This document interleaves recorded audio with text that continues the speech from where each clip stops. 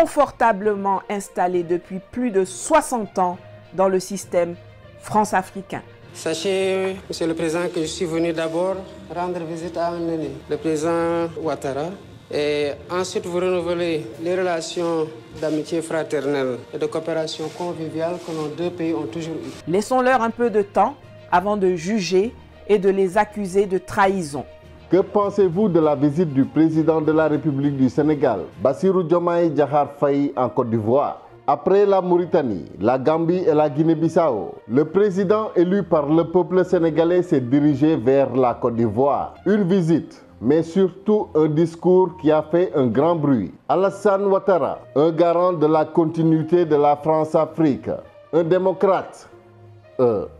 What? Bienvenue sur la chaîne Jadine TV. Permettez-moi un petit détour sur ma vidéo sur notre chère Tata, la chère reine-mère des abeilles que nous aimons et respectons tous. Notre chère Nathalie Yamb, presque adulée par certaines personnes qui n'arrivent peut-être pas à penser outside the box.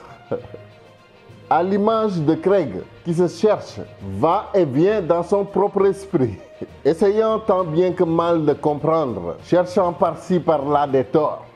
Parce que c'est impossible, impossible que la si grande Nathalie, la chère reine-mère des abeilles, cette grande dame qui brille telle une étoile au-dessus de l'Afrique, non, ce n'est juste pas possible. Elle ne peut pas se tromper. Alors c'est forcément l'analyste, c'est-à-dire moi, Jadine.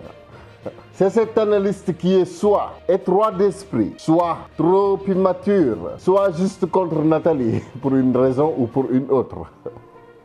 Je dis bravo à cette analyse pertinente. Mais Craig finit quand même par dire une vérité que le peuple sénégalais sait. Le Sénégal a toujours été la porte d'entrée du colonialisme en Afrique de l'Ouest. Et c'est exactement sachant cela que le peuple s'est levé. Oui, le Sénégal s'est levé pour renverser la tendance. C'est le peuple sénégalais qui a fait le duo Sonko-Diomaye, justement pour renverser cette tendance. Adama Traoré, lui ou elle, je ne sais pas, semble être de ceux qui n'ont ni confiance ni espoir. Il ou elle parle de naïveté. Il ou elle confond certitude et naïveté. Ils le savent tous. Diomaye va trahir Sonko. Pourquoi? Parce qu'il n'a jamais été un leader. C'est tout, c'est vraiment tout. Et puis on passe. Adama, demandez et vous serez exaucé. Vous voulez être démenti. Alors je vous dément. Si Diomaye n'a jamais été leader, aujourd'hui il est le leader de tous les leaders de ce cher pays. Et c'est ça qui compte.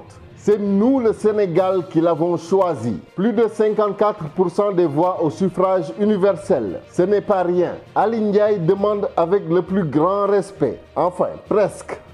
En tout cas, il demande à Tata Nathalie et à Banda Kani de se plaindre chez ce cher jeune président fraîchement et démocratiquement élu.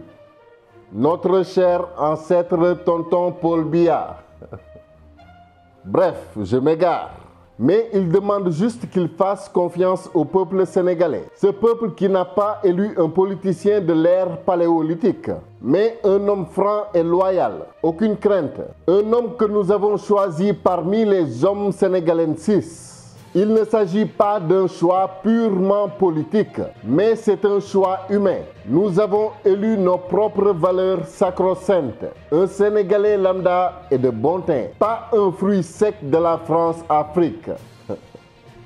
Anouar Niron parle de faux pas du président Diomaye en Côte d'Ivoire. Nous y viendrons. Nous, Africains, sommes tellement habitués à être entravés que nous n'imaginons même pas possible la liberté.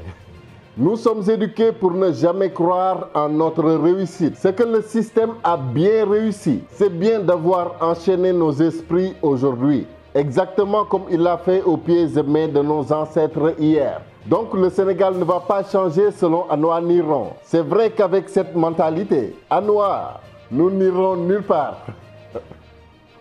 Mohamed Kara Mustafa nous fait remarquer comment l'ancien colonisateur continue encore à jeter de l'huile sur le feu, par obligation de la France de reconquérir l'Afrique pour sa survie. Et pour ça, le meilleur moyen reste de diviser. Oui, diviser le peuple africain pour encore et toujours mieux régner. C'est à nous, Africains, c'est à nous aujourd'hui de prendre conscience. C'est à nous de nous considérer comme un seul peuple. Aucun Africain ne devrait souhaiter l'échec de son frère pour pouvoir dire « Je vous l'avais dit !»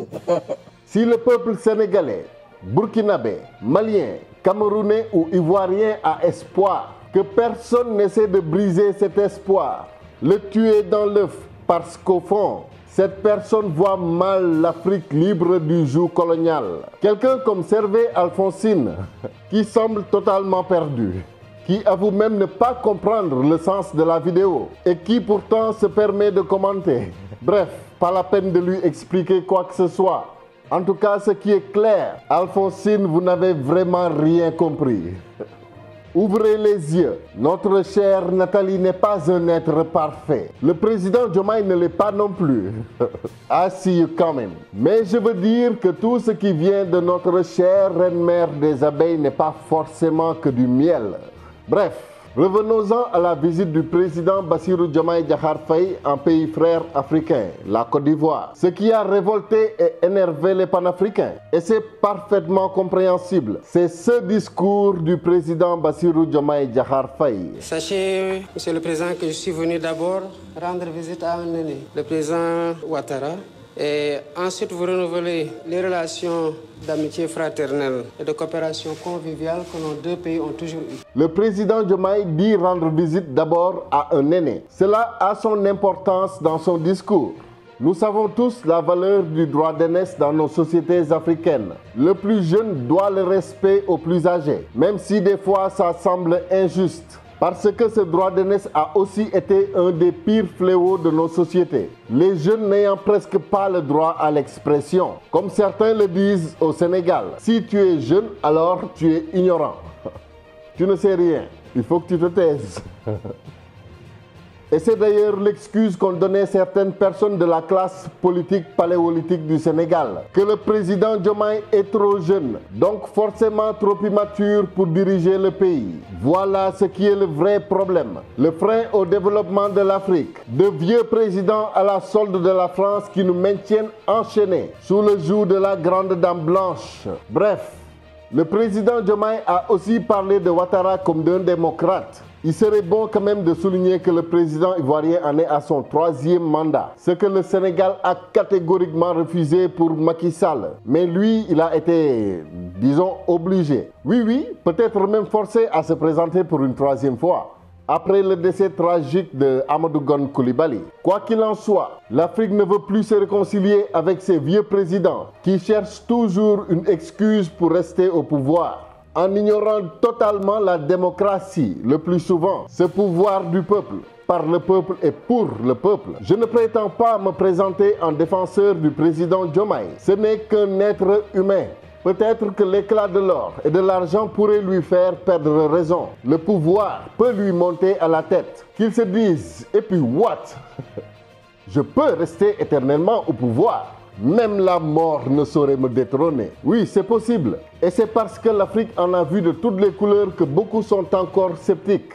Beaucoup ne peuvent tout simplement croire que le peuple sénégalais a été assez mature, assez consciente des enjeux pour faire un choix lucide. Beaucoup s'attendent à ce que Diomaye trahisse le peuple et Sonko. Mais c'est comme je disais plus tôt, nous sommes tellement habitués à être enchaînés que nous avons du mal à imaginer une Afrique libre de ses mouvements. Les chaînes ne sont plus à nos pieds, mais dans nos esprits. Accordons au président Diomaye le respect qu'il doit au droit d'aînesse. Nous, le peuple sénégalais, avons confiance en lui. Tout ce qu'il dit ou fait, en fait, c'est nous, le Sénégal, qui le disons et faisons. Moi, je vois cette visite comme un doigt d'honneur à la France-Afrique. Une visite qui devrait rappeler à l'Afrique que c'est possible. C'est une visite qui ne serait pas d'actualité si la France avait réussi son coup. Si le peuple sénégalais s'était laissé faire. Ce serait Macky Sall qui serait encore au palais pour un troisième mandat, ou bien Amadou Ba qui serait actuel président. Et il serait déjà allé en visite officielle en France avant tout. Le président Diomaye va à la rencontre des peuples frères africains pour nous rappeler que seules les frontières nous séparent. Mais en réalité, nous sommes un seul, unique et très grand peuple africain. Ne souhaitons pas l'échec ou la trahison de Diomaye. Dormez sereins, chers frères et sœurs d'Afrique. Diomaye ne trahira jamais ce peuple et le pouvoir ne lui montera jamais à la tête. Nous savons qui il est et pourquoi nous, le peuple, l'avons choisi. Et si jamais il doit se détourner du pourquoi de notre choix, il devra tous nous passer sur le corps. Et j'ose espérer alors que l'Afrique ne sera pas contre le peuple sénégalais. Ricanant dans un coin, en toisant ce peuple qui a osé penser s'être sauvé des présidents traîtres. J'ose espérer alors que le peuple africain tout entier, ce peuple d'Afrique, chère terre-mère du Sénégal, sera debout tel un seul homme. Défendra ce peuple du Sénégal. Nous, le Sénégal, avons vécu des moments difficiles ces 12 dernières années. Peut-être pas pire que dans certains pays, à l'image de la Côte d'Ivoire. Nous n'avons jamais réellement connu de grands troubles avec beaucoup de morts, surtout des morts par balle. D'autres pays africains ont compté des milliers de morts politiques. Mais au Sénégal, 14 morts en mars 2021 étaient déjà trop et inattendus. Nous en avons connu, en tout cas officiellement, moins d'une centaine globalement. Mais un seul mort est déjà de trop. Bref, j'aimerais que l'Afrique tout entière fasse confiance. Pas à Diomaye qui n'est et ne restera qu'un être humain, mais au peuple sénégalais qui a mûrement choisi. Dieu créa l'homme à son image. Le peuple sénégalais créa son président à son image. N'allons pas trop vite en besogne. Ne jugeons pas trop vite. Et surtout, ne souhaitons pas l'échec, juste pour continuer à somnoler dans la zone de confort de l'esprit africain enchaîné. Le nègre de maison ne voudra jamais de sa liberté. Son confort se trouvant dans la maison de son patron blanc. Ouvrons nos cœurs et nos esprits à une ère nouvelle. Peuple ivoirien, voyez en cette visite du président Diomaye un message positif à toute la nation. On dit que le Sénégal a la chance de parler Wolof. De ce fait, quoi qu'il se passe, les gens peuvent discuter et se comprendre, ce qui n'est pas le cas dans plusieurs pays d'Afrique. Mais cela ne doit pas être un frein. Le système a aussi essayé de diviser le Sénégal sur plusieurs fronts, ethniques, religieuses, etc. Mais tout a toujours échoué parce que la grande majorité du Sénégal se tient comme un seul peuple, une seule famille. Nos frères d'autres ethnies sont souvent nos cousins à plaisanterie. Le Diola peut dire au Sérère des choses qui pourraient créer une guerre civile dans d'autres pays. Le Peul au Sérère, le Toucouleur au Diola, etc. On se retrouve tous au final autour du même bol. En famille, rigolant de ces plaisanteries. Voilà ce qu'il nous faut partout en Afrique. Ne nous entretuons pas entre frères pour des raisons politiques, ethniques ou religieuses. Ne tombons plus dans le piège satanique du système. Unissons-nous et faisons notre propre force. Africa, n'oublie pas, c'est possible. À bon entendeur. Salam.